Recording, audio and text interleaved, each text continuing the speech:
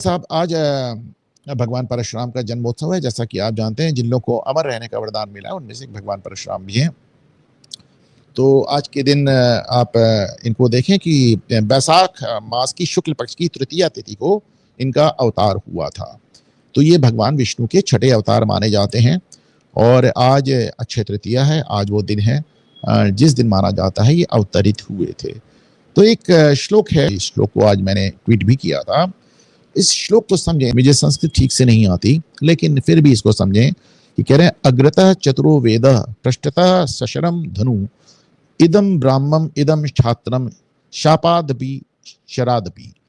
अग्रता यानी आगे, चतुर्वेद यानी आगे, मतलब मुंह पे उनके चारों वेद हैं, और पृष्ठता सश्रम धनु यानी पीठ पर उनके धनुष बाण हैं। फिर कहते हैं इदम ब्राह्मम यानी ये ब्राह्मण का तेज है, ब्रह्म का तेज है। इदम छात्रम यानी क्षत्रिय का तेज है, यानी शक्ति का तेज है। और फिर ये कहते हैं शापाद भी यानी शाप के द्वारा, या शराद भी यानी बाण के द्वारा परशुराम दोनों से वध कर सकते हैं।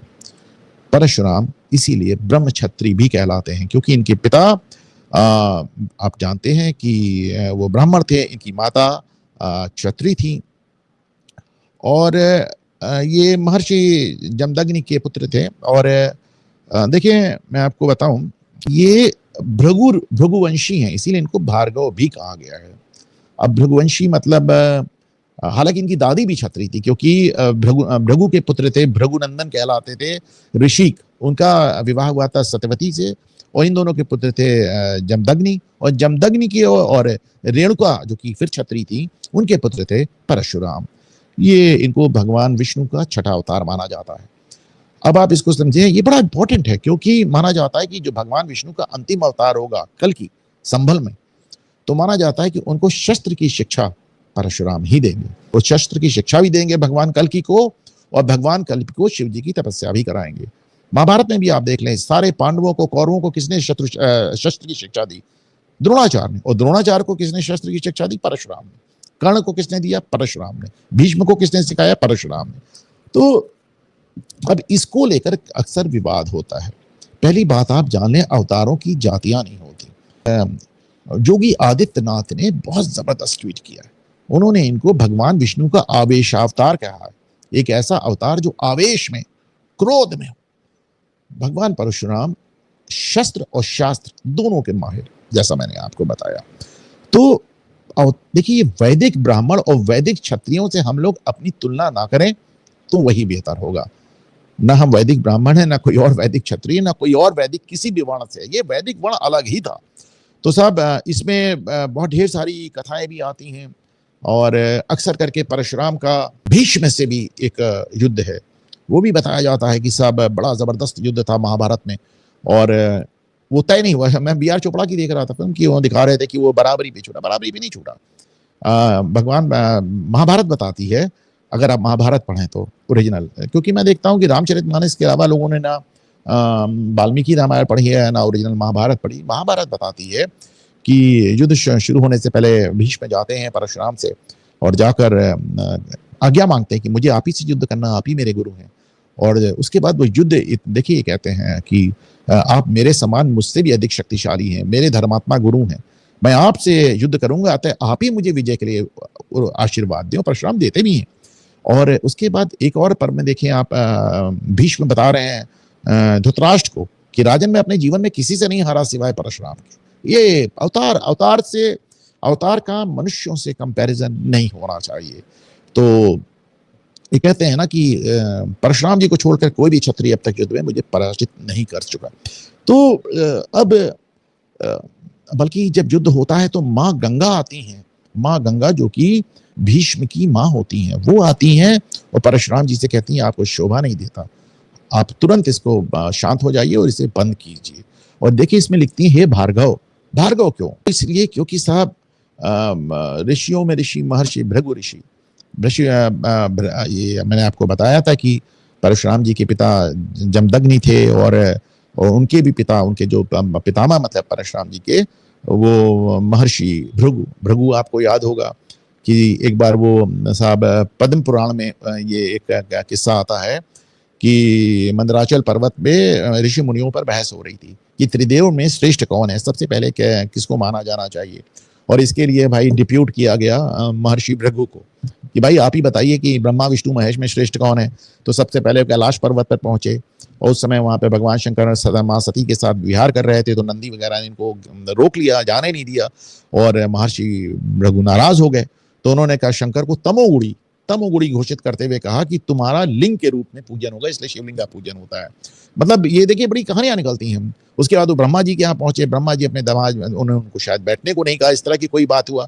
तो वहां पे उन्होंने उनको रजोगुणी घोषित कर दिया और कह दिया आज से ब्रह्मा की पूजा ही नहीं होगी दुनिया में। तो आप जानते हैं कि पुष्कर के अलावा ब्रह्मा का कहीं मंदिर नहीं है। और फाइनली वो पहुंचते हैं क्षीर सागर में पहुंचते हैं, जहां भगवान विष्णु माता लक्ष्मी के साथ लेटे हुए थे और माँ लक्ष्मी उनके पैर दबा रही हैं और वो विश्राम कर रहे हैं और वो सो रहे हैं। तो इन्हें लगा कि शायद भृगु जी को लगा मुझे देखकर विष्णु जी ने आंखें बंद कर ली, तो उन्होंने उनकी छाती पर लात मारी। तो माता लक्ष्मी नाराज हो गई और कुपित हो गई। लेकिन भगवान विष्णु उठकर कहते हैं कि हे भगवान, मेरे कठोर वच से, यानी मेरा सीना इतना कठोर है कि आपके कोमल चरणों में चोट तो नहीं लगी। तो महर्षि भृगु लज्जित हुए, उन्होंने भगवान विष्णु से क्षमा मांगी और उसके बाद उनको सतोगुणी घोषित कर दिया और सबसे पहले पूज्य भी घोषित कर दिया गया। उसके बाद आपने देखा है कहावत चली होगी, आपने भी सुनी होगी कि क्षमा बड़न को चाहिए छोटन को अपराध या छोटन को उत्पात, ओ का हरि को घट गयो जो भृगु मारी लात। तो इन भृगुवंशी थे भगवान परशुराम, इसीलिए इनको भार्गव भी कहा गया है। अच्छा, बताया जाता है कि भारत के अधिकांश ग्राम उन्हीं के द्वारा बसाए गए हैं, कोंकण, गोवा, केरल, इसीलिए इन सब इलाकों में परशुराम जी की बड़ी पूजा होती है। पौराणिक कथा तो ये है कि भगवान परशुराम ने तीर चलाकर गुजरात से लेकर केरल तक समुद्र को पीछे ढकेलकर ये नई भूमि का निर्माण किया था। अच्छा, वो बहुत ज्यादा पितृभक्त थे, इतने ज्यादा पितृभक्त थे कि जब एक बार उनके पिता उनकी माता रेणुका से बहुत नाराज हो गए क्योंकि वो गंधर्वों को देखकर उन पे आसक्त हुई और उनको यज्ञ के लिए विलंब हुआ, तो उन्होंने अपने पुत्रों को अच्छा ये भी आप देखें, जमदग्नि और रेणुका के 5 पुत्र थे, 4 पुत्र पहले थे, रूपवान, सुखेण, वसु और विश्वानस। तो अंत में उन्होंने तप किया और बाकायदा तपस्या से परशुराम को मांगा। तब भगवान विष्णु ने स्वयं अवतार लिया परशुराम के रूप में। और इन्होंने जब ये नाराज हो गए अपनी पत्नी से, तो इन्होंने 5 पुत्रों को आदेश दिया कि तुम अपनी माता का सर काट दो। तो बाकी पुत्रों से नहीं हो पाया, तो परशुराम ने अपनी माता रेणुका का सर काट दिया और ऋषि जमदग्नि ने कहा कि तुम बहुत बड़े पितर भक्त हो, तुम मुझसे आशीर्वाद मांगो। उन्होंने कहा ना सिर्फ आप मेरी माता को जीवित करें, बल्कि आपके हृदय में और आपके दिमाग में ऐसी जो भी बात हो जिसके चलते मेरी माता से आप नाराज हैं, आप उसको जानकर विस्मित कर लें, भूल जाएं। और ऐसा ही हुआ। अच्छा, इसमें भाई एक कथा जो आती है जिसकी वजह से आपको अखिलेश यादव अक्सर फरसा घुमाते नजर आते हैं आजकल। अखिलेश यादव का एक भी जिला अध्यक्ष ब्राह्मण नहीं है, पर अखिलेश यादव फरसा घुमाते नजर आते हैं। क्यों फरसा घुमाते नजर आते हैं? क्योंकि उनको लगता है कि परशुराम एक ऐसा मुद्दा है जिसके ऊपर आप ब्राह्मणों में और क्षत्रियों में आप विवाद करा सकते हैं। क्यों ये विवाद की बात आती है, उस पर आते हैं। परशुराम जी के लिए कहा जाता है कि उन्होंने 21 बार पृथ्वी को छत्री विहीन कर दिया। छत्री विहीन नहीं कर दिया, मैं बताता हूं बात क्या है। और इसके चलते, अच्छा कहानी क्या है, सहस्त्रार्जुन था, है वंशी, हाँ है वंशी सहस्त्रार्जुन, उसने जाके परशुराम के पिता जमदग्नि के आश्रम में वो एक कपिला कामधेनु गाय थी, उनको ले आया और बलपूर्वक ले आया और उनके पिताजी का अपमान किया। तो परशुराम उस गाय को वापस लेने गए, उनके सहस्त्रार्जुन से युद्ध हुआ तो उन्होंने सहस्त्रार्जुन को मार डाला और गाय वापस ले आए। तब सहस्त्रार्जुन के पुत्रों ने, जब परशुराम नहीं थे तो उनकी अनुपस्थिति में आश्रम पर अटैक किया और उनके पिता जमदग्नि को मार डाला। और इसके बाद परशुराम की माँ रेणुका अपनी पति की, वो छत्राणी थी, तो उनको बड़ा क्रोध आया, तो वो अपने पति की हत्या से विचलित होकर वो सती हो गए। परशुराम इस पे बहुत क्रोधित हुए। उसके बाद उन्होंने जाकर ये सहस्त्रार्जुन के पुत्रों से युद्ध किया और सबको समाप्त कर दिया।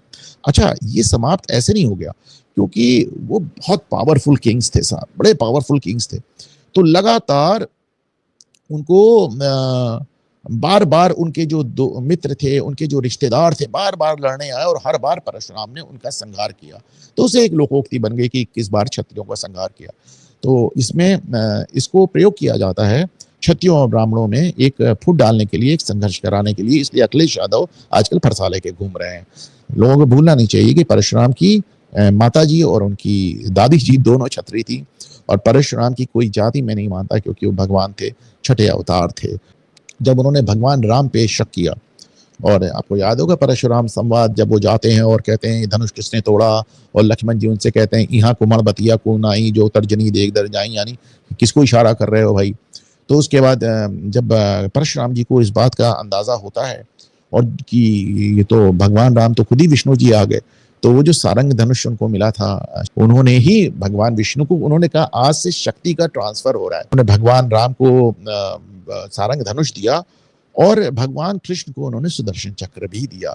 तो लेकिन उनका मानना था कि शस्त्र के बगैर शास्त्र की रक्षा नहीं हो सकती, और वो बेसिकली वो मानते थे कि राजा का काम ये नहीं है कि वो प्रजा से उस अपनी आज्ञा का पालन कराए, राजा का काम है कि वो प्रजा पालक कहते थे उसको।